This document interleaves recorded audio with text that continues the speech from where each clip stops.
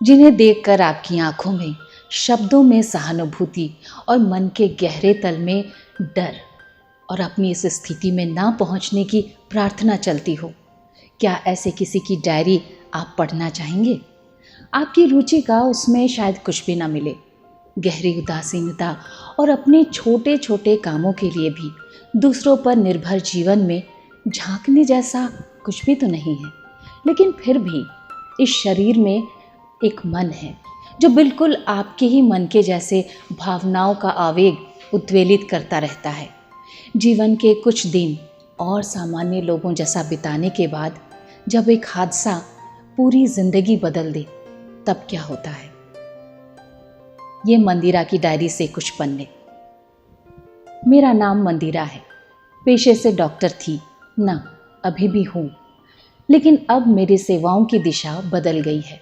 मेरा जीवन समर्पित है मेरे ही जैसे मेरे साथियों के लिए। अब मैं उनकी सुनती हूँ और अपनी सुनाती हूँ।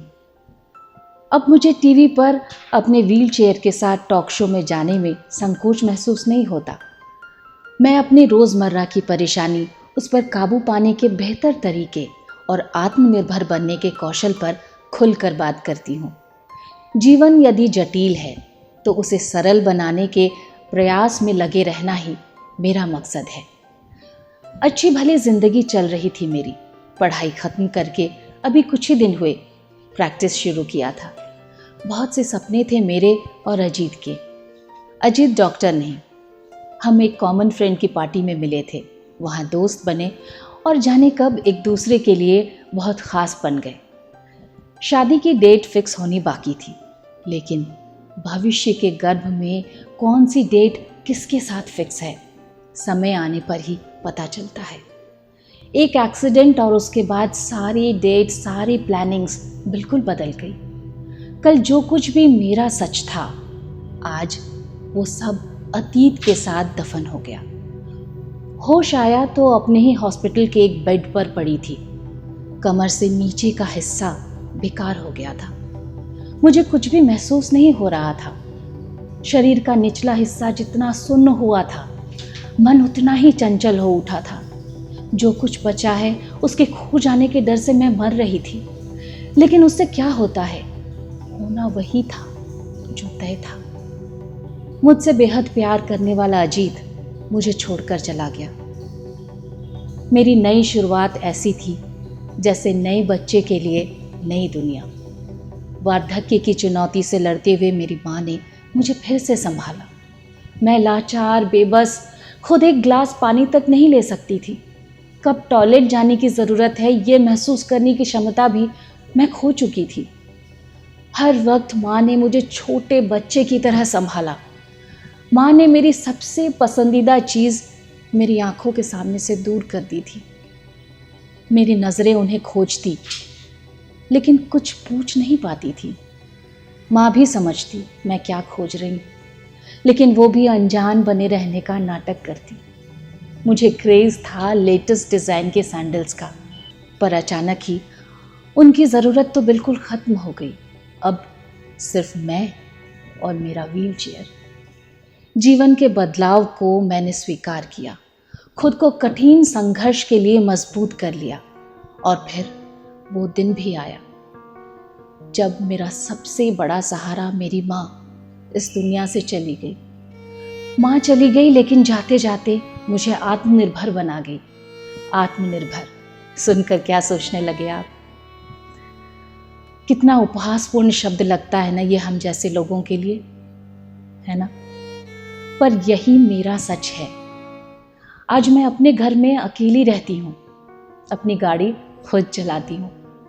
आधुनिक तकनीक ने मुझे बड़ा सहारा दिया।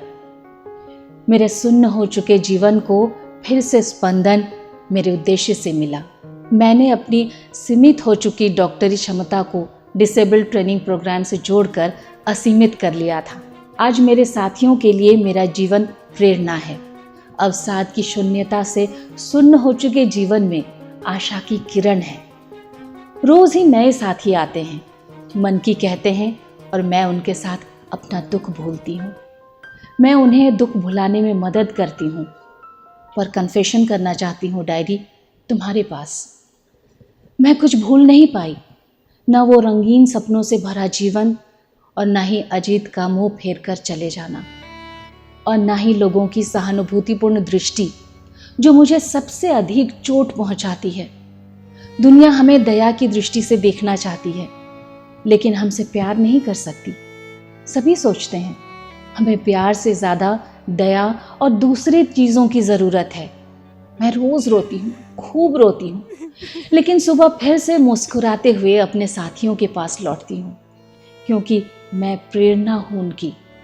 प्यार के बिना कैसे जिया जाए, ये सीखना है उन्हें मुझसे। कल पद्मा से मुलाकात हुई। सड़क दुर्घटना में उसने अपना बच्चा खो दिया और स्पाइनल कॉर्ड की चोट के कारण उसका जीवन भी व्हीलचेयर पर आ गया है। घर के लोग और पति सभी उसका ख्याल रखते थे, लेकिन उसे महसूस होता कि पति पहले की तरह उससे प्यार नहीं करता, बस सहानुभूति के साथ निभाते जा रहा है। पद्मा समझती है कि जब शरीर पहले जैसा नहीं रहा तो रिश्ता भी पहले जैसा नहीं रह सकता, लेकिन भावनाओं का क्या करे। उसे तो रिश्ते में बदलते भाव से ही चोट लग रही है। पद्मा मां बनना चाहती है, लेकिन किसी से ये बात कह नहीं सकती। व्हीलचेयर पर चल रही जिंदगी पर दुनिया दया कर सकती है, लेकिन उसे सामान्य लोगों की तरह कल्पना करते, हंसते, गुनगुनाते और इच्छाएं प्रकट करते नहीं देख सकती। व्हीलचेयर पर चलती जिंदगी के साथ ईगो, स्टाइल और मनमर्जियां माफिक में ही लगती ना। लेकिन जब मुझे वो मिला, उसने मेरे सारे भ्रम तोड़ दिए। दुनिया उसे क्या कमज़ोर और लाचार समझेगी। वो सबकी इस आदत और इच्छा को धता बताते हुए ऐसे टशन में रहता कि लोग उसकी स्टाइल को देखने के लिए मुड़ मुड़ कर देखते। दुबला और अनीमिया से सफ़ेद पड़ा शरीर उसे और गोरा दिखाता था। चेहरे पर ऐसी मुस्कान और बातों में इतना आत्मविश्वास सुनकर लगता जैसे अभी व्हीलचेयर छोड़कर खड़ा हो जाएगा। उसके पास हमेशा एक लैपटॉप रहता, बातें करता रहे या अपने बेडसोर की ड्रेसिंग करवाए, लैपटॉप हमेशा खुला ही रहता। नई चीज़ें सीखने की ज़बरदस्त ललक थी उसे, झट सीख लेता था। कानों में बालियां, आंखों पर स्टाइलिश चश्मा और मुंह में सिगरेट, ये उसकी स्टाइल थी। ट्रेनिंग प्रोग्राम की ट्रेनर मैं थी, लेकिन सच तो ये है कि मैं उससे सीख रही थी। अपने सारे दर्द और संघर्षपूर्ण दिनों को कैसे दुनिया से छुपाकर खुलकर हंसा जाता है, दोस्त बनाए जाते हैं, कैसे वास्तव में जिया जाता है। ट्रेनिंग के बाद भी कुछ देर बैठकर वो रोज़ मेरे साथ बातें करता नहीं, बल्कि उसकी रहस्यमयी बातें और आत्मविश्वास इतना आकर्षक था कि मैं ही उससे बातें करने को उसे रोके रखती। बहुत कुछ बताया उसने अपने बारे में, अपनी इच्छाओं के बारे में भी। अंशुमन नाम था उसका। अंशुमन बहुत अच्छा शूटर और कराटे में ब्लैक बेल्ट था। आपसी रंजिश में उसे बुरी तरह मार कर मरने के लिए छोड़ दिया गया था। वो मरा तो नहीं, लेकिन मौत से भी बदतर जिंदगी हो गई थी उसकी। एक दिन उसने बताया, जानती हो मैडम, आज मैं मॉल गया था। कुछ लोगों का ग्रुप मुझे गौर से देख रहा था।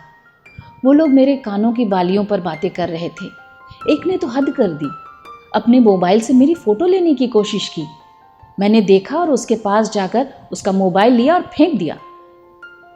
हम क्या पिंजरे में बंद जानवर हैं जिसे देखकर कोई हंसे, कोई बुलाए तो कोई उसकी फ़ोटो खींचे?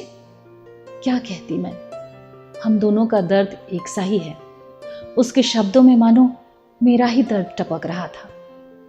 एक दिन उसने बताया, जानती हो मैडम, इंटरनेट पर रोज़ खोजता हूँ, कहीं से कोई लिंक मिले और पता चले कि मैं अब व्हीलचेयर पर नहीं बल्कि पैरों पर खड़ा हो सकता हूँ। लेकिन देखो ना, जिस तरह व्हीलचेयर मिलने के बाद गर्लफ्रेंड मिलनी बंद हो गई, उसी तरह किसी भी लिंक से ऐसा कोई मैजिक नहीं मिलता कि मैं अपने पैरों पर खड़ा हो जाऊं। अपने पैरों पर चलने वाला आदमी अगर उसकी ये बातें सुनता तो शायद कहता, बाथरूम जाने तक में मदद चाहिए और गर्लफ्रेंड की सपने देखता है। लेकिन मैं जानती हूँ, मन के पाँव कभी व्हीलचेयर पर नहीं आते। वो हमेशा संगी या संगिनी की तलाश में रहता है, कोई ऐसा जो उसे गले लगाए और कहे, मैं तुमसे प्यार करता हूँ। उसकी बातें सुनकर मैं उसे गले लगाकर कहना चाहती थी, अंशुमन मैं हूं ना। लेकिन हम दोनों के बीच 2 व्हीलचेयर की दूरी मुझे कभी ऐसा कहने नहीं देगी। अब अंशुमन ट्रेंड हो चुका है, खुद ड्राइविंग करता है, अपने ज़्यादातर काम खुद करता है। अब तो यहाँ आता भी नहीं, पता नहीं उसके सपने उसे कहाँ तक ले गए होंगे। व्हीलचेयर का सच। डायरी के ज़रिए मैंने कुछ खास लोगों की खास घटनाएं आपको बताई। आपको ये एपिसोड कैसा लगा हमें कमेंट बॉक्स में लिखकर ज़रूर बताइएगा। अगर आपको हमारा काम अच्छा लग रहा हो तो हमारे चैनल को लाइक, शेयर और सब्सक्राइब ज़रूर कर लीजिएगा। हमें इसकी सख्त ज़रूरत है। शुक्रिया।